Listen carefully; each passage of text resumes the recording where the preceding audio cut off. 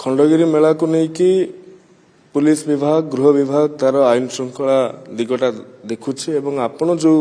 कथा जानवा चाहते भी आम सचेतित अच्छु अश्लीलता नहीं कि मार्गदर्शिका आम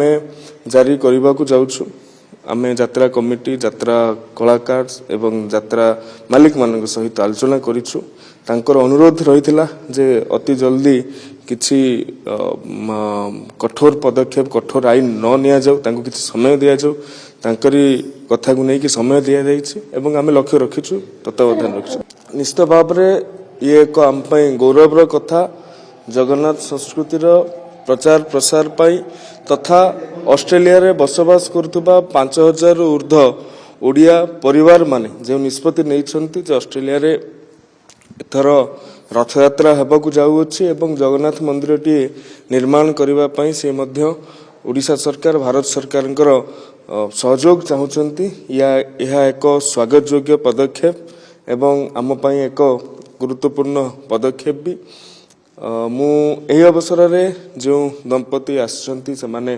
गवर्नमेंट ऑफ ऑस्ट्रेलिया सहित भी काम करूछंती एवं ता सहित सेठी भी आईटी सेक्टर रे भलो काम करूछंती से माने जो एथर जो रथयात्रा हमर ओडिसा रे रथयात्रा जेबे होउची सेबे मध्य ऑस्ट्रेलिया रे से रथयात्रा सेही दिन ही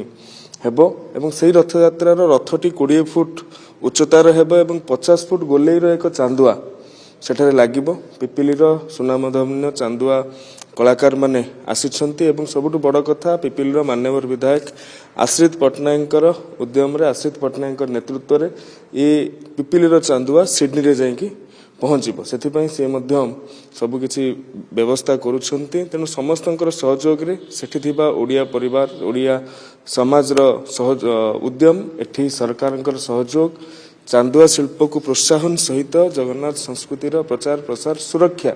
हो पारुछे ये एक बहुत बड़ा कथा।